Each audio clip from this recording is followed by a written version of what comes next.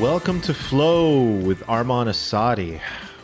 What is going on, my beautiful people? How are you? How are you? Like, really? People say that all the time. You walk around, you go to the store, especially now. How can you even tell what people are thinking? Everyone has a mask on. But you look at them, they look at you, and they say, how you doing? How are you? Fine, thank you. Are you actually fine? What is really going on? How do you actually feel? I would like to start living in a way where I actually answer that question when people ask me. And I've done it before, I'll be honest with you. I've done it before, and it gets quite a funny reaction because people are not ready for that answer sometimes. They're expecting one word, you know? They're just like, yeah, good, cool, you. It's just filler talk. But what if you actually answered that question? What if people actually answered it to you? So here I am. I am asking you, how are you? I want to know. Shoot me a text. Let me know. What's going on? These are strange, wacky, weird times. I want to know.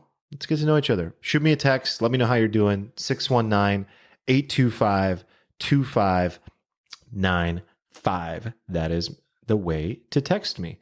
Today, I have in the house Scott Gerber. And I'm going to read you his bio because it's so damn good. So I'm in a group called YEC, and Scott is the founder of that group. This is a special group of entrepreneurs that are doing anywhere from 7, 8, 9 figures. And we talk all about how he started that group, among the other things that he's doing. But I'll save it because you'll hear my sort of my feelings and my thoughts around being part of a group and a community like this. So I'll hold that. Hold, please, Arman. Hold. I have to talk to myself sometimes to hold the thought. All right, Scott Gerber's bio. Scott's the CEO of the Community Company. It's an organization that builds and manages community-driven programs for media companies and global brands. He's the founder of YEC, the one I just mentioned, an invitation-only organization for the world's most successful young entrepreneurs. He's also the founder of Forbes Councils. You have very likely read an article on Forbes written by a Forbes Councils member. This is a collective of invitation-only organizations for world-class executives. He's also the co-author of the book Superconnector and author of the book Never Get a, quote, real job. He's a speaker.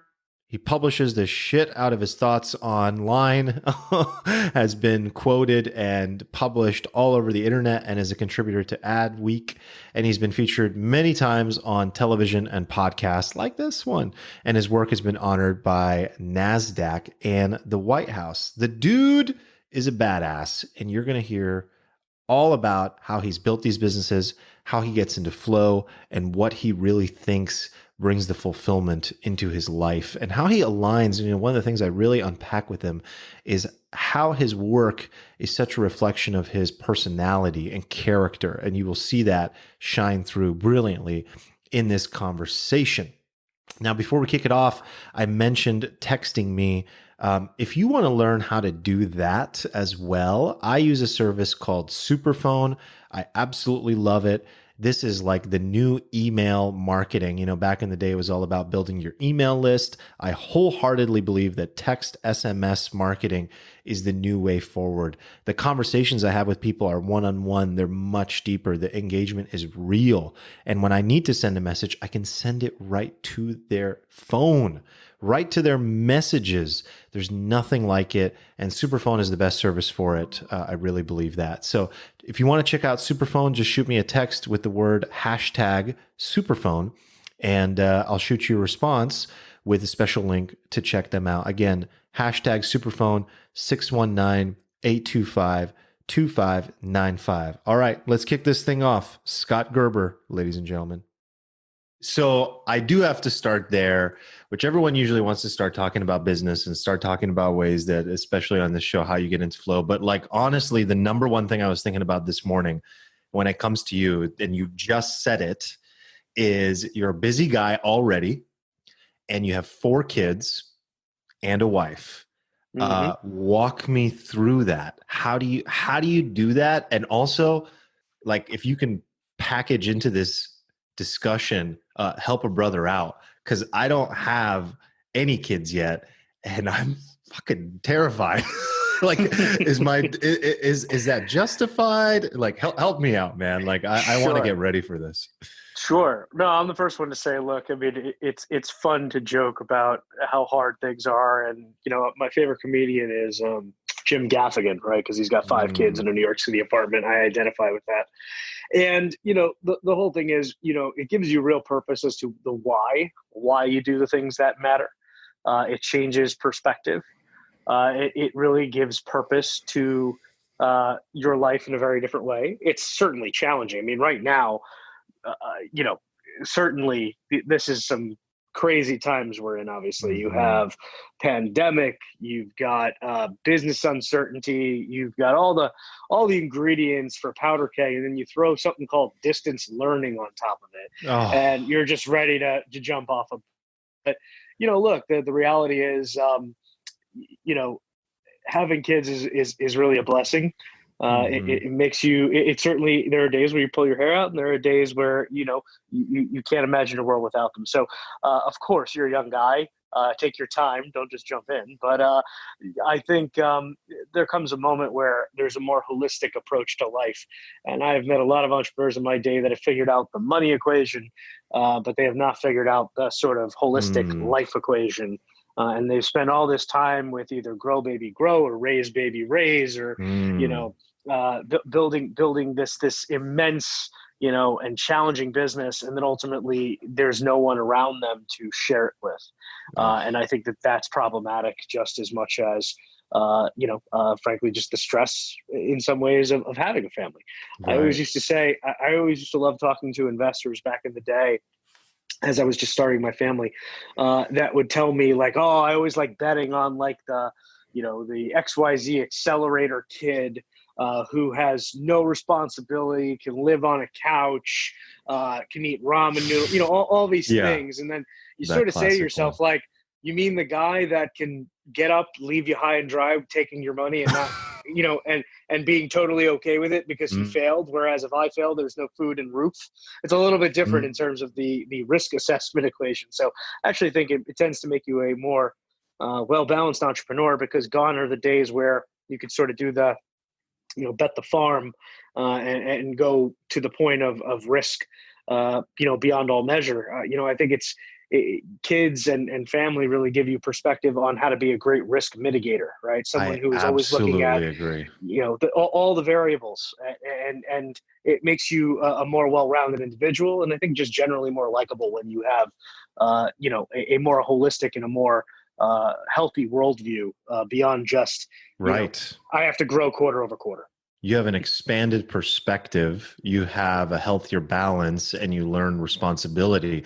I absolutely agree. When I got married, I totally noticed a shift in how I performed as an entrepreneur and business owner. I watched myself make better decisions and taking into account more people, more perspectives. It was just more nuanced. And then I felt the responsibility of the risk mitigation that you're referring to. It was very obvious. It was like, this is not just about one hit wonders and month over month growth. This is about sustainability. This is about Right. building something of value that lasts through the storm. Speaking of the storm. So when it comes to the balance though, like what are some things that you've done? Like obviously like you were walking and talking through New York City. I'm not sure if you're still doing that. But now you're probably Little spending, different now. yeah, you're But probably spending a lot more time at home. Like what's the structure for that? How do you yeah, balance that? you know, um, I always joke, but it's true. Marry well. Hmm. That's tactic one. My wife is a phenomenal partner, Mm, and someone who understands, um, how we can share the load in a way that enables me to do what I do. I think, these are, I don't even want to say uncertain times, because that almost seems just childish as a word, right? I mean, this is yes. beyond uncertain.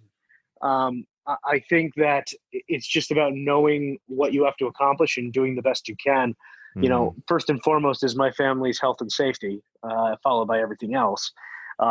You were alluding before to the idea that previous to COVID, I would walk, 15 miles a day, um, Insane. and now, for the most part. you go maybe a mile here, a mile there, but you're not really able to do that because there's so much help needed. There's no, with when school was on, it was distance learning, and now there's no camps, and like there's all kinds of things that require more time at home.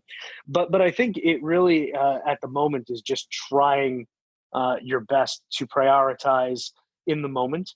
I think as a leader, I'm fortunate in that, I've been working on a company for 10 years that has a solid foundation, 100 plus people that work for me where I can delegate responsibilities. So I'm really only working on the really big things that are moving the company fundamentally.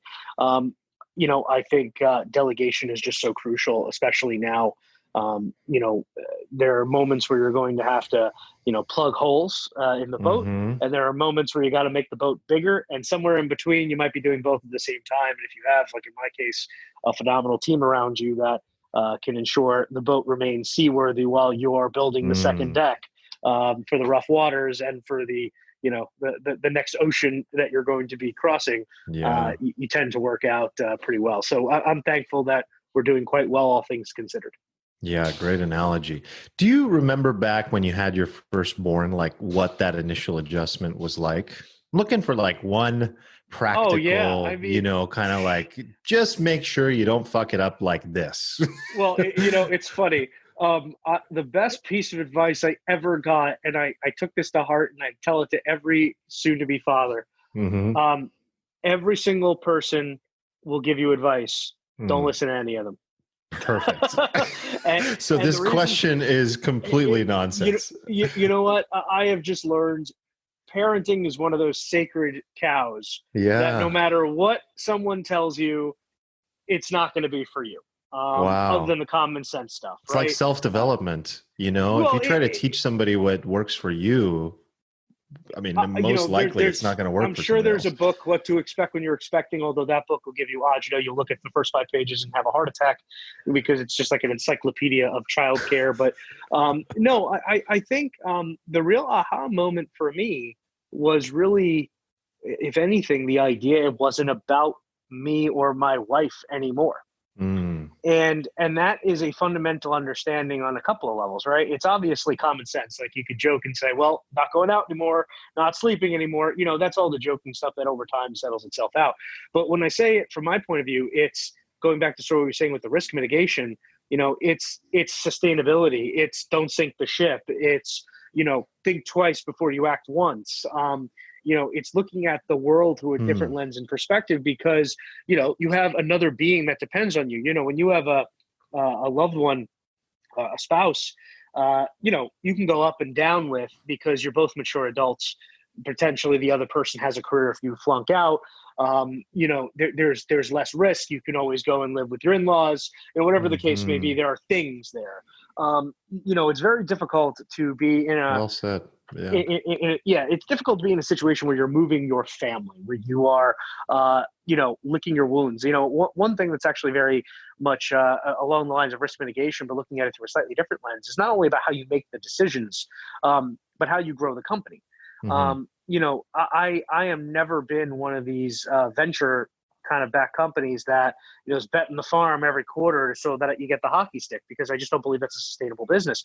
And as a result of that, I want to make sure that we're growing for the long term. In order to grow for the long term, we need to look at the business in a wider lens. We need to think about what is the thing that's going to give us consistent, steady growth, rather than, try to exit, if you will, as fast or immediately as possible, or look good in a board deck.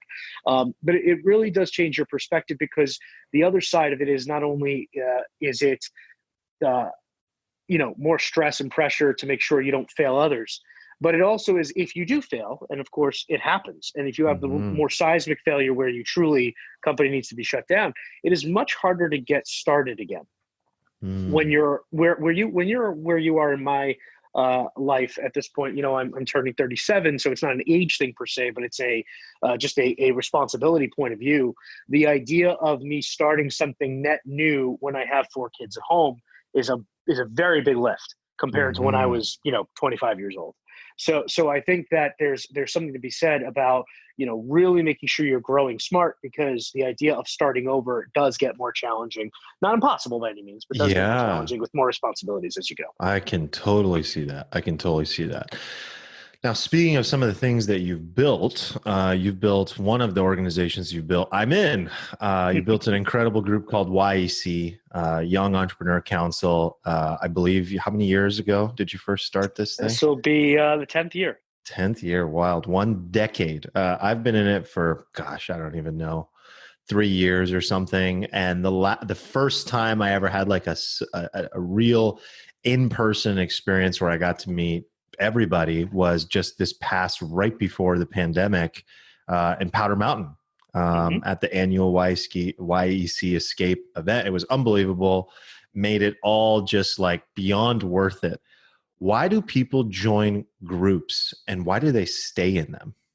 Sure. I think, we are creatures of like-mindedness. We want kinsmanship. We want trust. We want to feel like we are providing value.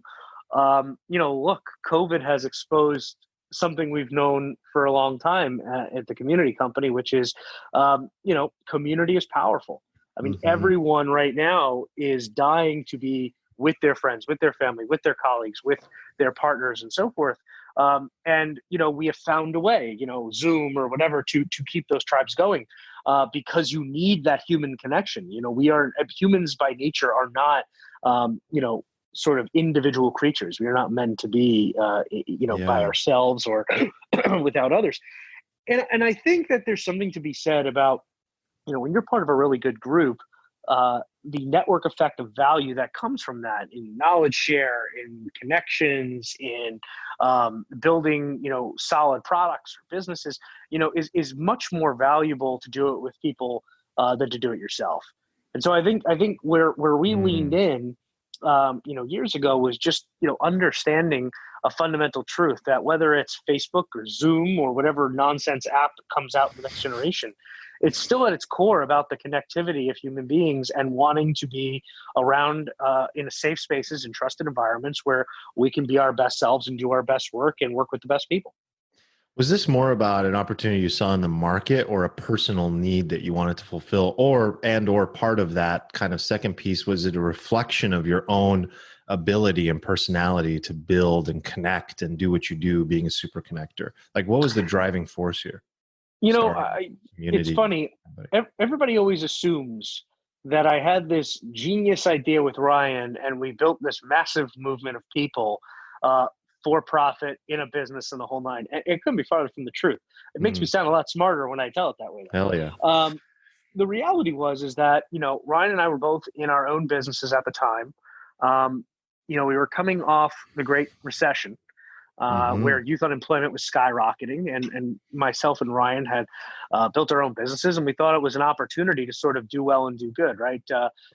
Do well by connecting the best of the best to do good, which was teach the generation we were a part of how to do what we did, how to create a job to keep a job, if you will. And the whole thing really started as more of a philanthropic social impact exercise in sharing what we knew with other generations, which is why the news media and others followed me and YC, and why they ultimately wanted to amplify our voices to give a better sense of what was available and out there to our peers. The aha moment really was as we were doing all these philanthropic and social impact exercises, because we weren't making any money on this, we weren't charging dues or anything at that point. The aha moment for us was really when we started doing all these things, whether it was talking at a school or being in the newspaper or whatever the case was. The entrepreneurs that would be at that activation of, whether it was the panel or the whatever, all came up and asked me to introduce them afterwards or connect them in another channel. And so the aha moment was we can do good for our generation, but simultaneously, do well by connecting folks that were of a certain level. And the basic premise was we knew in our hearts the only way to see this thing through was to actually turn it into a business. We didn't like the nonprofit route. There are other networking organizations in the space that were certainly great in their own right, but nonprofits are challenging for many reasons. And so for us, we sort of said, listen, if at that point, we probably had about 400 people at that point, give or take, that were in our circle because of Young Entrepreneur Council at that moment. We said, I'm going to get on the phone with every single one of them. I'm going to state our case to what the value that we think is. And we're going to say, would you pay $400 to keep this thing going and actually turn it into something of note?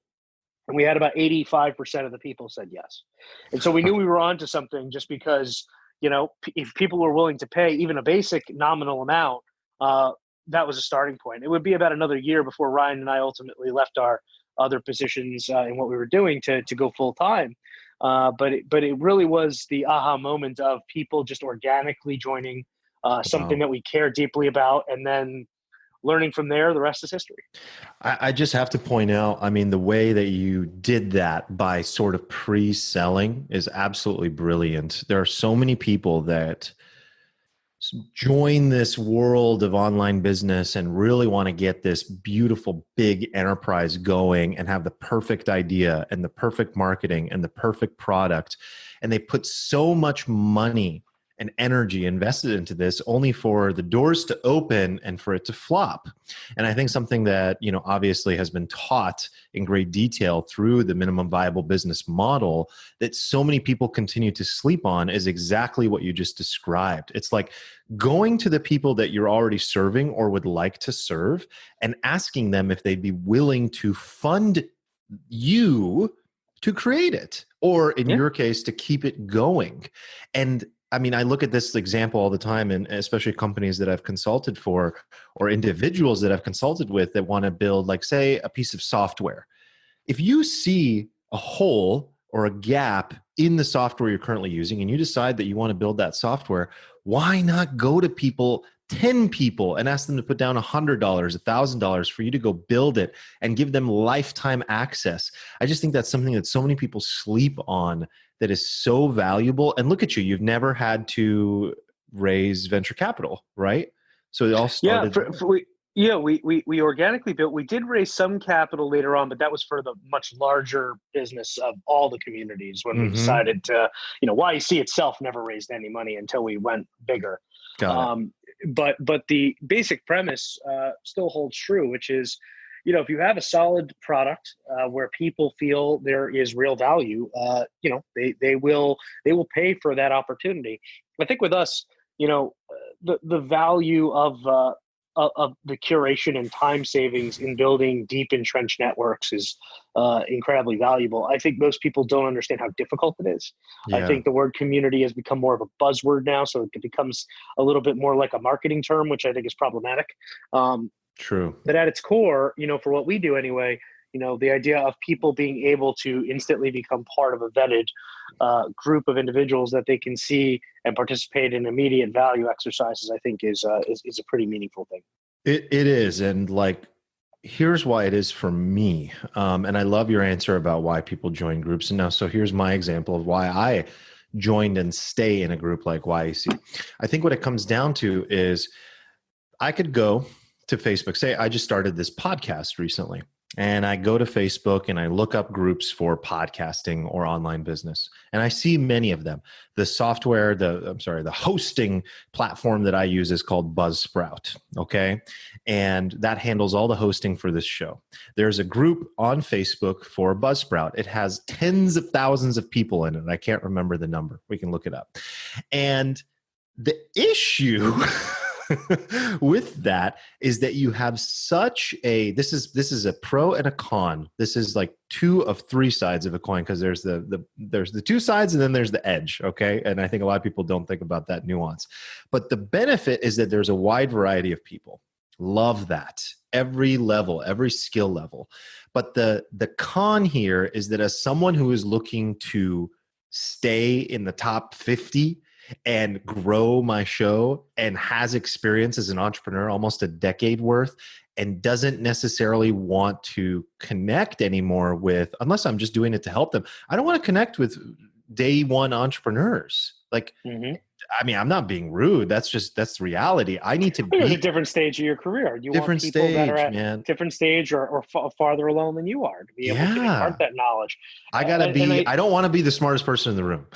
Well, I think, look, the way I look at it is you want to be part of a community that is curated and vetted, that allows for you to and others to engage in the way they want to, but because the curation was thoughtful. There are always going to be Exactly. moments I to quote unquote trust give. Right. There's YEC. moments to give mentorship, but that's not necessarily the reason you want to be part of a group. That would be a byproduct of what you can do as a result of that group, perhaps. But I think there's different things that people want to invest their time in, and they put those into different silos in their life. And so their investment bucket of what does it mean to give my time in a community sense.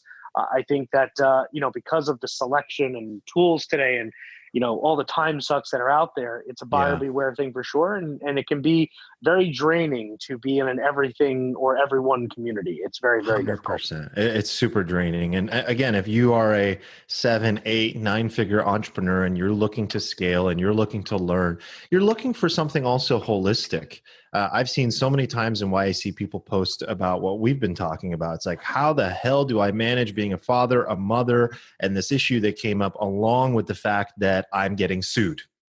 And that's not something you can ask in Buzzsprouts group. That's not something you can ask in online marketing 3.0 Yep. Facebook group. It's just, it'd be laughable. You wouldn't feel safe. You wouldn't get good answers. And, what I really think about often is, how did you curate a group that not only met certain quantitative metrics? You must have this much in revenue. You must have people that vouch for you. You must blah, blah, blah, blah. But the mindset part, how did you curate a group that isn't just full of people that want to make deals with each other and be all cutthroat about it? Because one of the things about YAC is that the level of a self-awareness and the giving in the group is very high versus other groups. So, and again, you can answer this in relation to other groups that you run as well. I know you run Forbes Council as well, but how do you manage that piece of it? Is it about what people say about them, referrals, or what comes into play? All the above. I mean, there's qualitative and quantitative data for sure, but in essence, over the years we had some secret sauce things that we add into the vetting process behind the scenes. Our own research we do of the individual. We obviously also have an internal community policing structure. Listen, we don't hit it out of the park every time. I mean, there are going to be moments where you can't check for someone being an asshole. It's just very, very difficult. For sure. And so there comes a moment where good, solid community moderation, policing, and community collective activism around bad actors, I think is something that we also take very seriously. So I think it's a holistic approach to looking at someone in every way we possibly can prior to allowing them in. And then once they are in, ensuring they remain a good citizen. Yeah, and that's really not easy to do at all. It's really not, but I want to commend you, man. Like, Scott, what you've done is awesome. I love being part of it. I think it's fantastic. And, sometimes when you're in these groups, you don't really know what the value is going to be. And as an entrepreneur or whatever type of person you are, whatever type of group you're in, you just kind of have to stay patient and give with one hand and receive with the other. That's the way I think about it. If you're trying to give and receive with the same hand and you're measuring that input and output and trying to make sure that you receive equal to what you've given, you're going to lose. And I think that's actually this phrase of giving with one hand and receiving with the other comes from spiritual and religious folklore, actually, if I'm not mistaken. But it's this idea of like, you're not aware. One is not aware of the other. They're separate. And I always like being in a position where I give more than I receive, because I think it just feels good at the end of the day. But that can't come without, the desire to eventually be open to receiving. One of the things about you, Scott, that stands out is, the fact that even before you wrote a book called Superconnector, you are a social butterfly, dude. Like you talk fast. You have a lot of interesting things to share. You connect easily. You know where to. I mean, even at the last event we were at, I remember you were like, "Yo, you've got to meet John. He's doing this, this, and that," and you were just doing it very naturally. And what I find fascinating is that the companies that you've built are a reflection of your personality. Was that intentional? It's interesting. I think I just genuinely love meeting good people. And I think you can create that vibe, make people understand how they can play a role in a bigger picture, with the right narrative, the right tools, the right way of understanding the ethos and thesis of what you're doing. But I look at it very simply put: good people make for good business. And if we can put people together that should be, then that's a real win. And we don't take anything, obviously, from any transactions or value that ends up being created. I mean, we've had, people go on to build businesses together. We've had major business deals together. We've had people hire one another. We've had just lifelong friends. I mean, you met for the first time at Summit a group of folks that were there since the first YEC escape that never met each other prior to that, and now are inseparable for years. And almost to a nauseating effect sometimes. But it, when I look at what we've built, I sort of look at it from the perspective of,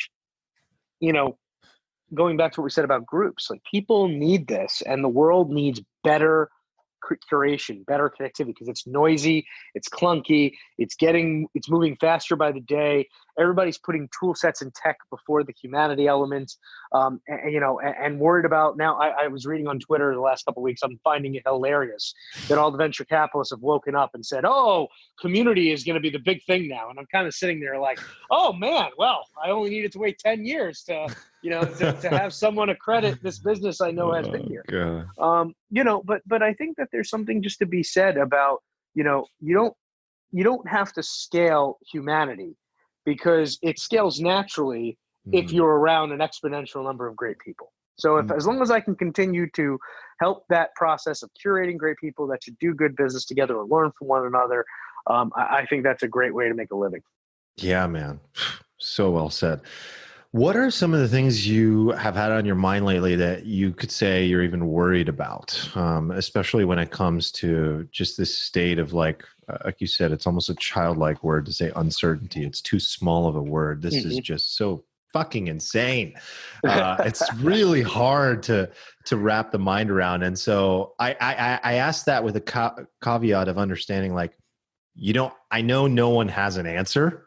Yep. It's more like, it's not like anyone is holding this answer of what's going to happen. I just want to get a sense of what have been your personal thoughts, concerns, worries, and how do you adjust given some of those things? Sure. I mean, just in a practical sense, my basic sense of being has not changed. I still believe that empathy will win the day. You have a lot of people going through a lot of tough moments right now. You have businesses that don't know if they're going to ever open their doors again. You have people that are losing their livelihoods. You have, injustice in the streets, because of, historical injustices and inequities. I mean, you literally have a number of things surfacing up, and all those commonalities are empathy wins the day. And so I think that if we can be a more empathetic society, the money will figure itself out. The injustice can be corrected with hard work. I just think that right now, effective communication is crucial. Empathy and emotional intelligence have never been more important to show that you have a sense of self-awareness that transcends the moment and allows you to be the right leader. And to not get caught up too much in the day-to-day headlines of the world, if you will. I mean, obviously, look, this is hard. And I can speak as a business owner. I can speak as a father of four, as a new teacher in the distance learning world. I can speak to all those elements. The reality is that, it gets very easy to get caught up in these moments and become someone that you don't like to look in the mirror at the next day. And so I think if you know yourself and you take 5 deep breaths, you're going to be okay. It can be figured out. It doesn't mean it's going to be easy, but empathy wins the day. And then from a practical point of view, to other business owners that might be listening, I think now, if you truly feel that you have that you are the entrepreneur you are, there's a way to make money in this environment. I know it sounds horrible to say that, in the sense of, let me just be clear with my words here, because I don't want to make it sound like it's profiteering, because that's not my intention. But you can survive this. You can thrive in this in an equitable way, in a fair way, in a good way. I think that this is a moment that you can innovate, that you can lean into the new way of the world, that you can beat competition based on, the incumbents are slower moving and more difficult to, make any fast moving actions in an environment like this, where volatility allows opportunity to be created. So all those things are in the favor of a smart entrepreneur. And that's in any environment that's volatile or hectic. This is a special one because obviously there's a clear health dynamic. But I think this is a moment where if you keep your feet on the ground and don't necessarily think you have to do it tomorrow the same way you did it yesterday, then today might be a better day. We have to. I'm glad. I appreciate the specificity of your words in this day and age. It's like, I understand that. And at the same time, I also want to say I full-heartedly support what you're saying, because look, being an entrepreneur, you've got to keep the doors open and you've got to personally survive. You are an innovator when you're an entrepreneur. You're forging into this unknown territory, right? And so for so many people, if they allowed this to be the end, we would essentially fail to take advantage of what this opportunity is providing, which is to kill off a lot of businesses that perhaps were not future-proof, that cannot be here in the long term sustainably. I mean, there's so many businesses that have seasonality issues. There's so many businesses that were able to be, adaptable to so many environments, but there are very few businesses that are pandemic proof. So I don't say that to say like, every business that wasn't good isn't able to survive now, because there's so many beautiful businesses that are suffering. But there is a flow of energy and a flow of money that you're alluding to that's there. An example is actually that comes to mind. I interviewed a guy, Daniel DiPiazza. He used to run a brand called Rich 20 Something, but his most recent project is called Strength of Seduction. Okay. So what has happened? No one can go to the gym anymore, right? Everybody's like sitting at home, not knowing how to work out. So here he is, he creates the Black Beach Body. So not only does he pick a specific marketplace, the Black community, not only does he, but he also bridges two worlds, fitness and sensuality. So it's couples that are stuck at home that need to work out, that want to work out and stay fit. It specifically speaks to them and it brings them closer together and gets them fit. I mean, are you fucking kidding me? That's absolutely brilliant. And guess what? He started this just at the beginning of 2020, just barely testing the waters. He's already got a 7-figure business, mostly organically. So this is what I mean when I say following the flow of energy and money, just as you just perfectly alluded to. So I have to say I full-heartedly support all of that. Go ahead. Yeah, no, I look at in our business, we've been a virtual community, predominantly virtual. Obviously, we do certain events, but predominantly virtual. People don't join us to go to an in-person event as their primary function.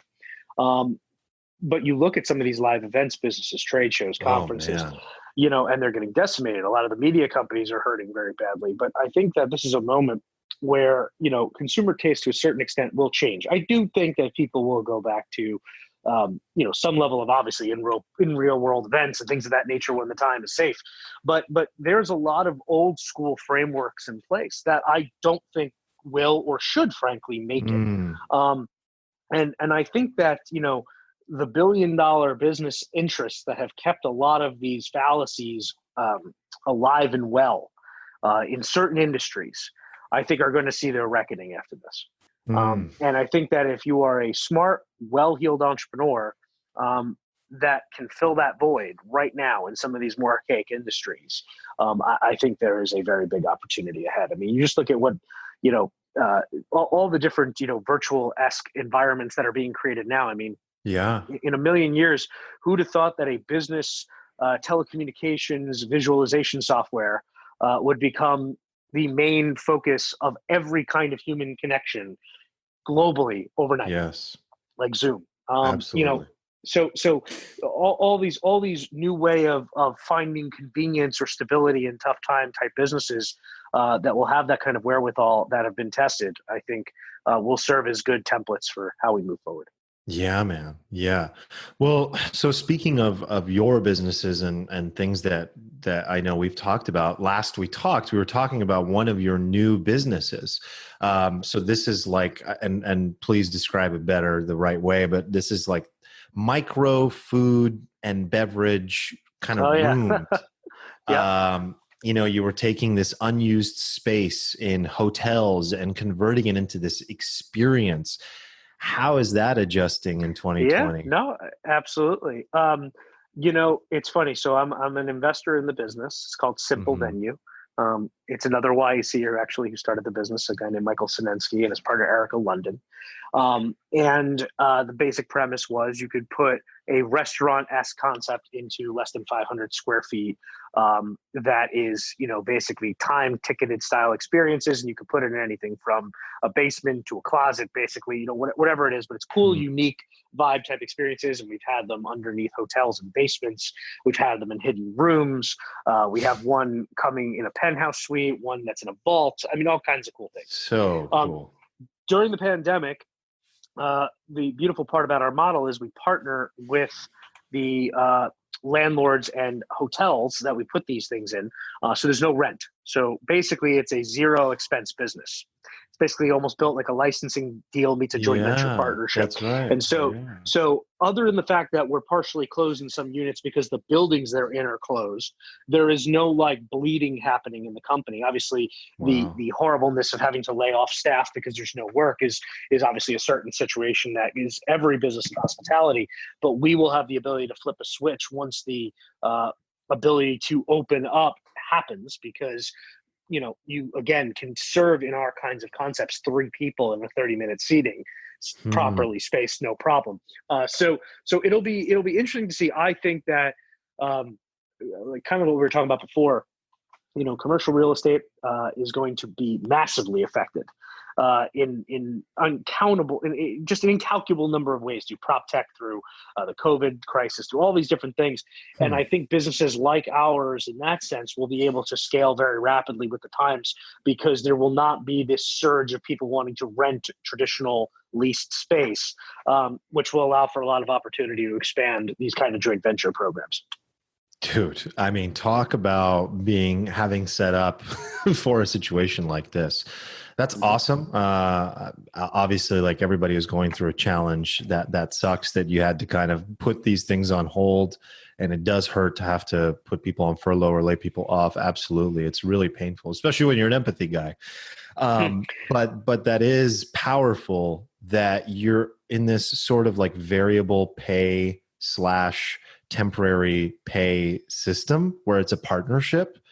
How did you think of that? Like, how did you set that up? Because you don't see that every day, this type of Yeah, I think framework. the way it came about was Michael had been in the hospitality industry with Erica for almost 2 decades, and Hmm. the thing that obviously is the death of the hospitality industry is the increase in rents, and the landlord relationship, and Yeah. he was just sort of sick and tired of paying for it. He and I were diehard sushi guys for a long time, so he had met a chef who was looking to start a concept, and he accidentally sort of started the concept without thinking it Ah. beyond, which was, okay, I know a guy who has this space that he can't use. Why don't we just do a cool hidden sushi spot? And without realizing it, obviously it's been more nuanced since of how the deals are structured. Um, we ended up having the first ever proof of concept without even knowing it was a proof of concept for something much bigger, Hmm. which is the ability to put any kind of licensed IP style concept, into these kinds of spaces. So again, I go back before, where the best ideas sometimes aren't, you have this massive business plan, you thought it through, you put it out there. It's Right. sometimes just, good intuition meets aha meets, okay, now I can figure out and scale. I'm happy to be, on their board and have invested in the business. And I have no doubt it's gonna come back. It's already doing quite well, all things considered, because Yeah. honestly, not all the locations are closed. And before COVID, we were well on our way to doubling our footprint to 30 locations in the first 24 months. All in New But York City or where? No, spread New York City, Hmm. Philadelphia, Boston. We were working towards Las Vegas. We have Miami, DC, a few other places. Wow. That's some fast. Well, a lot of it has to do with that ability to get set up quickly. Yeah. Yep. And it's a win-win for everybody involved.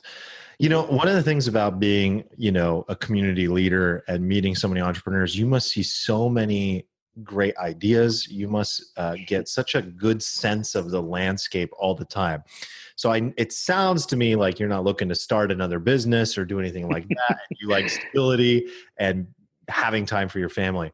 But let's just say you were that single guy and, I don't know, you're 20 years old, 25 years old. Across the board, like what are you seeing that looks most exciting to you right now, especially Yeah. with the current market? I think there's going to be a massive opportunity to tap into what's being called the creator movement or the creator model.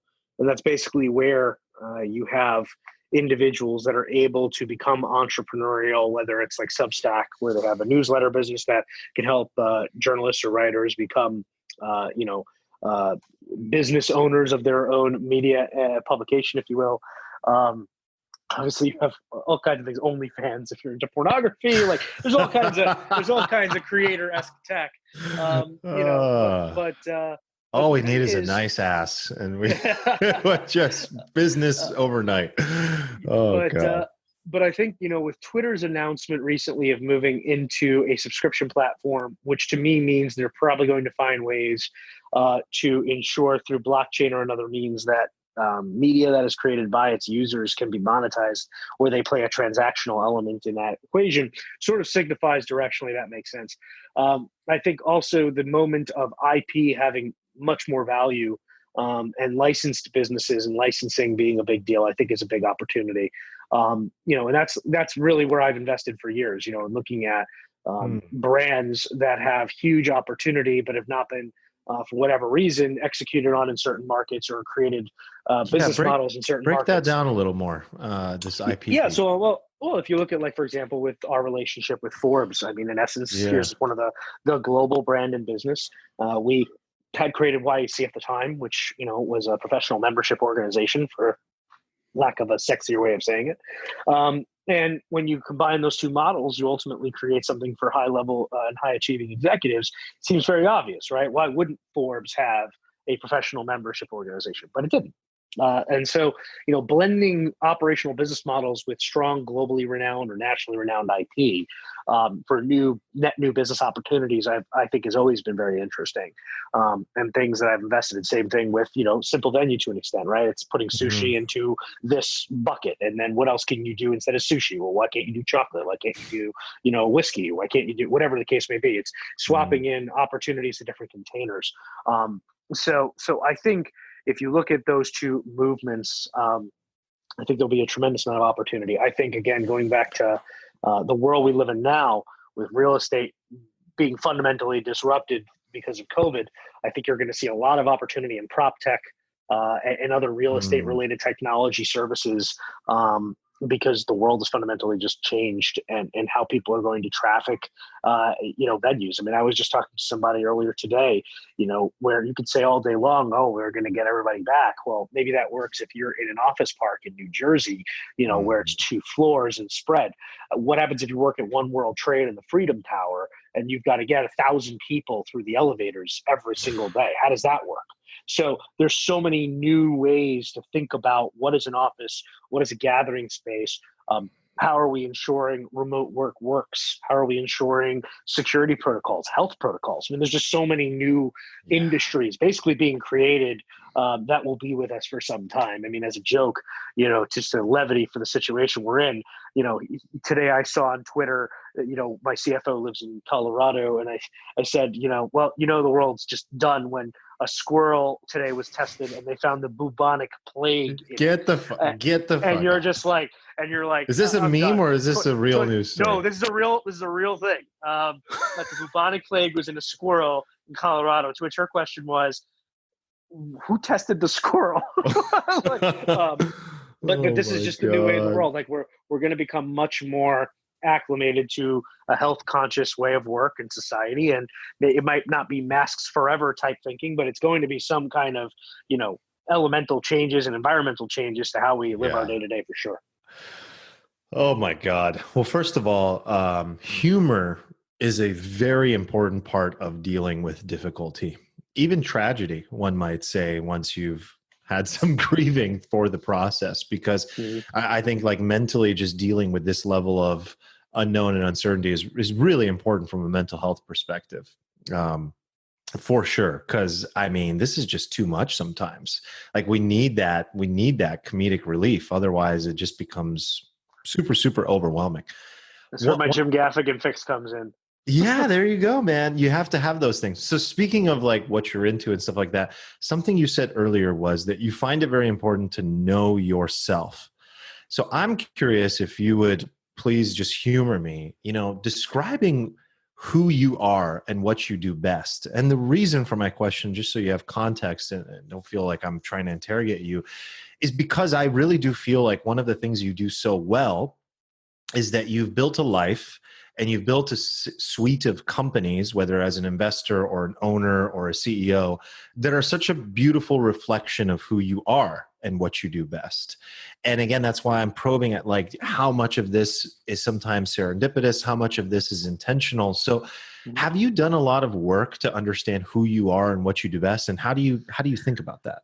Yeah, I mean, I kind of go back to what I said before.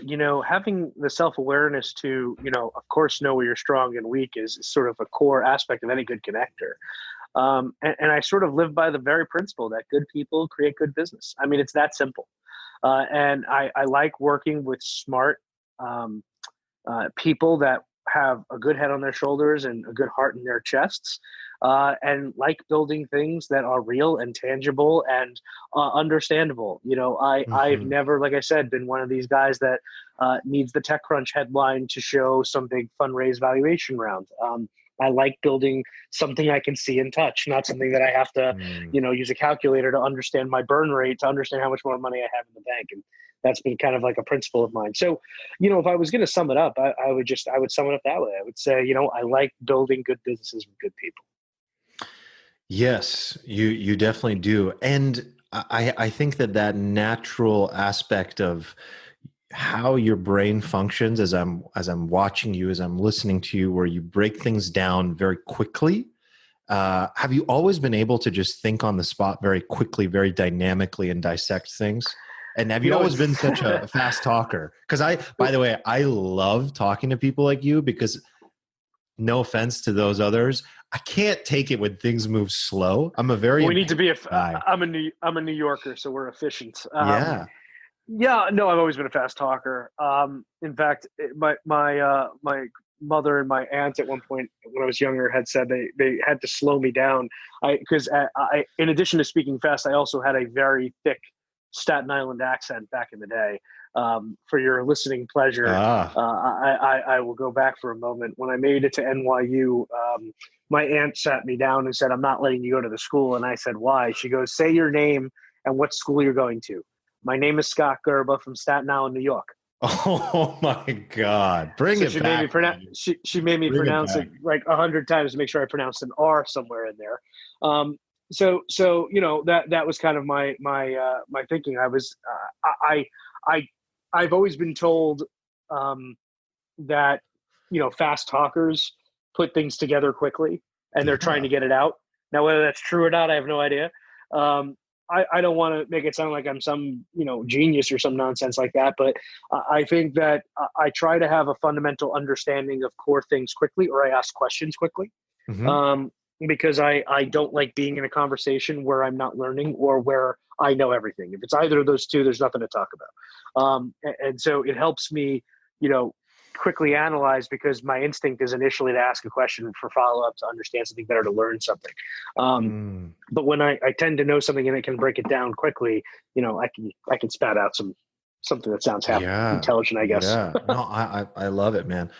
So based on where things are at today, with your businesses, with your life, would you say that you're at a place where you're content, or is there this very clear next stage that you're looking to attain?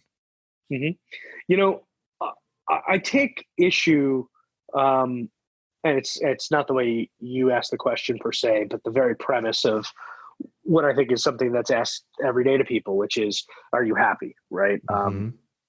With what you have.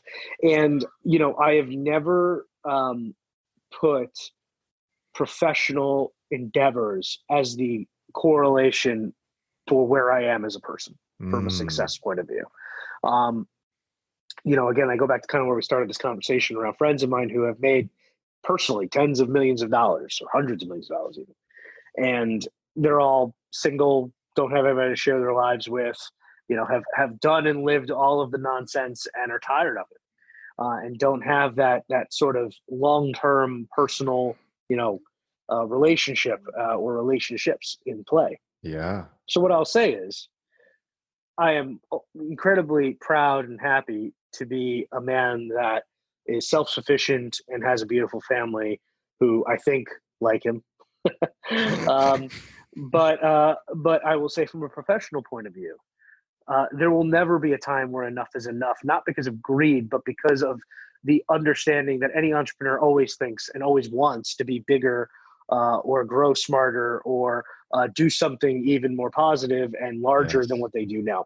And that insatiable urge, when counterbalanced with the idea that that's not happiness, that's challenge and goal setting, I think is really the key. It's when you need that thrill to be happy. Yes. I think is no different than you snorting half a load of cocaine. Like it's a cheap thrill. Maybe not so cheap.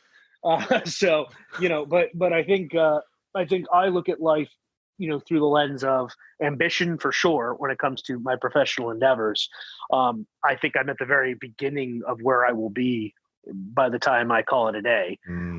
But I just will never let that define what lets me sleep at night with a smile. Dude, I want to thank you for answering that question the way you did, because you took it and made it more holistic. And I love that, because the question can be interpreted so many different ways. And what that really illuminates about you is your whole being as a person. And one of the things that I have set out to do with this show is not just to document my journey of flow and fulfillment in life as a whole, holistically.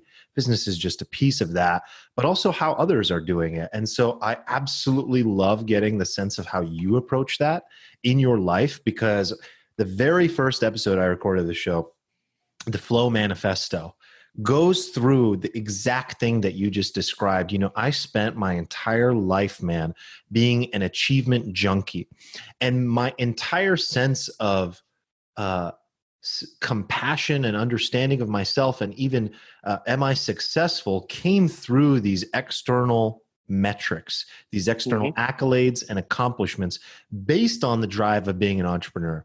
And I said, I've had enough. This is hogwash. This is insane. This will never end. And like you said, that desire to continue growing as an entrepreneur or whatever you might be in your life doesn't necessarily go away. I think of that as a journey of mastery. But where we really find flow and fulfillment, honestly, as many doctrines and many great teachers have shown us, is in the present and being grateful for your family, for your wife, for your life, for your house, apartment, whatever it might be. So, man, I just want to commend you for that, because there's so many people that fall into that trap, and you've clearly done the work here and here in your heart to really sit with that and say, what do I really need to be happy? So kudos to you, man. That's awesome. Thank you. Yes. So one of the last things I wanted to wrap up with was you did a interview series. You've had your own show. You're the expert here. You had your own show. You've done some really cool things with Inc. And you've gotten to sit down with some people that are known, they're household names, they're big names. And a lot of them have a great amount of wisdom. Do you recall what some of the most enlightening things that you learned was? Was there anything that really stood out, or any pattern that really stood out across these interviews that you did? I'll say one funny thing first before I give a much more intellectual answer, just because why not? I remember talking to Barbara Corcoran, and this was for Inc. Founders Forum. And, at the time, Barbara, I forget the exact number. I don't know if it was 66 million or something like that. She had sold her business, let's just say for what it was, 66 million. And I had this whole line of questioning around trying to help the listener or the viewer understand what I had assumed was going to be this very practitioner answer and of steps of how she valued the business, and then how it ended up being 66, and what was the negotiation like. And so I asked her the question. I said, this is a very specific number. How did you get to it? And she said, it was my favorite. They asked me for a number. That was my favorite number. I said it. We did a deal. And here's the crazy part about it, though. As silly as that sounds, I have learned since then that, there is not sometimes logic to some of the most ridiculous, noteworthy accomplishments, headlines, business deals. Sometimes things just work, right? Yeah. And, sometimes you get lucky. Sometimes you're smart. If you're lucky to be smart, that's a great thing too. And I feel like, in listening to that very honest answer, which if you ever meet Barbara, she is as transparent and as direct as it gets. I mean, she is a smart cookie and very direct. But it showed me that sometimes there isn't some big plan. Things just work out, and that's okay. And to take it a little bit easier on yourself, to not have this perfect plan or this complex way of thinking or these masterful, business models or these, because sometimes it's gut, it's instinct, it's in the moment that you make the best decisions. So I'll say that. In terms of like my learnings, by the end of the show, I had done Inc. Founders Forum for about 3 years. Before that, I did a show called Ask Gerber. So between all of those shows, I probably interviewed, I don't know, somewhere in the ballpark of, let's say, 50 world-class people. And, one thing that I learned is something that Steve Jobs actually once said, not to kind of go cliche for the end of your show here, but, and I'm going to muck the words, but you'll get the sentiment. Steve Jobs once said that if you take a moment to look around, everything around you was created by someone who was not any smarter than you. And in meeting all of these world-class entrepreneurs who are by far the most innovative, the best in their craft, what it taught me was they would all agree with that sentiment, that they took something and ran with it and learned as they went. None of them had necessarily pedigree. They didn't have some entrepreneurial bug in their DNA that made them successful. They worked their asses off. They had to start somewhere. Some of them had a leg up, some didn't, right?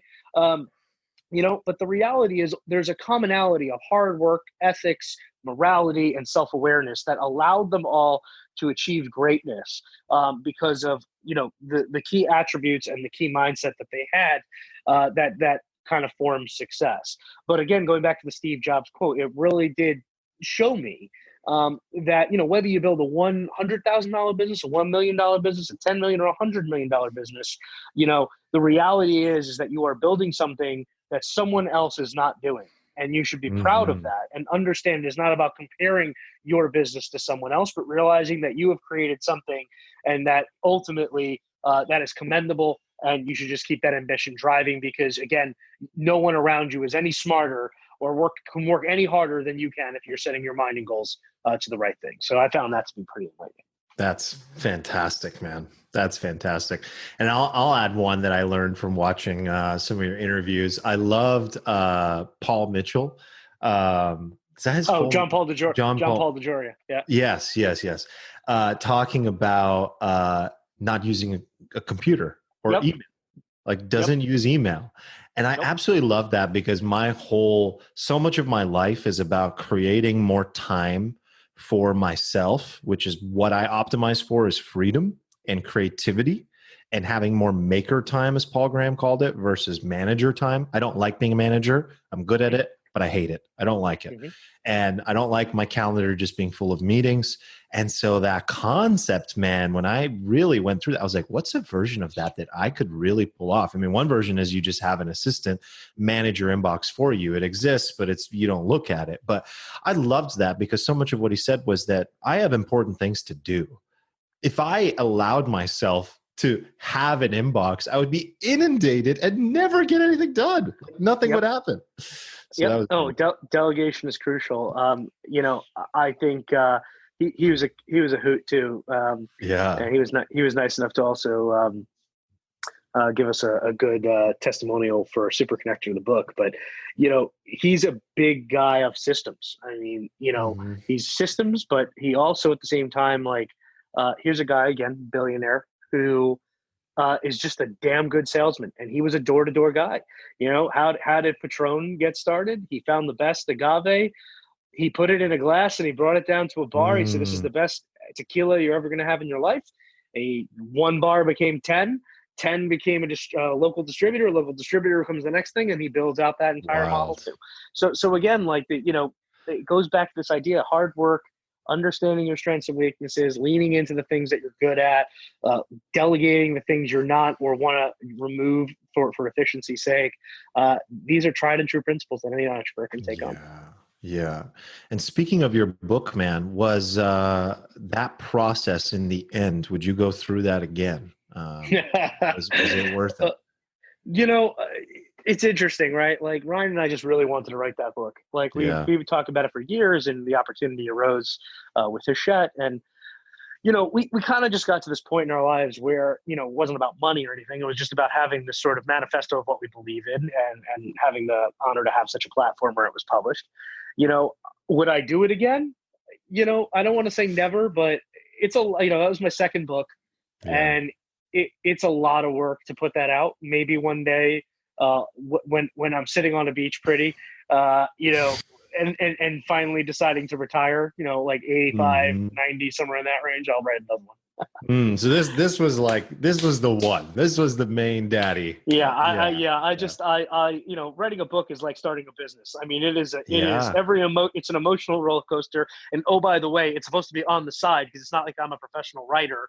It's an exercise in creating something valuable. But oh, by the way, there's this whole opportunity over here. You still have to be mindful. Yeah, another great author told me it's basically akin to giving birth. Rewarding in the end, but hurts like hell. I will say I've been there for 4 births. I don't think there's anything in a million years that could even be close for a man to understand that, but point taken. Yeah, totally, man. Well, dude, thank you so much. I really appreciate your time, Scott. Do you have any specific asks for the audience or any specific things that you'd like to share before we hop off? Yeah, no, I guess feel free to check out our book, superconnectorbook.com. And then, of course, if you feel that you are in search as a professional of a community of like-minded peers, executives, entrepreneurs, take a look at community.co to see what communities we have in your neck of the woods or industry, and hope to see you apply and see if you can join one of our groups. Yeah. And if I haven't made it clear enough already that I'm repping YEC, I absolutely am. It's an amazing group. If you're a 7-figure entrepreneur, you absolutely need to get in there. It's an amazing group, especially if you at all resonate with me and what I'm about, or are looking for that type of person to be around. It's like me times hundreds, and it's the right group to be in. So thank you, Scott. Appreciate your time, my man. My pleasure. Thanks for having me. There it is, Scott Gerber. Awesome conversation. Thank you for tuning in. I appreciate it. If you enjoyed this conversation, which if you're still listening, you probably did, please share it with a friend, your spouse, your coworkers, that side boy or side girl you're possibly dating or not sure if you're dating. I mean, who knows what anything means anymore in the COVID era. The one you're in limbo with. Share. And if you haven't already, please subscribe on Apple Podcasts and Spotify and leave me a review. The reviews are awesome. They make my day. You can leave one in Apple Podcasts. Make sure to actually write something so I can read your thoughts. And let me know what you thought of the episode. Shoot me a text. Until next time, thanks for tuning in. Much love to you. Peace.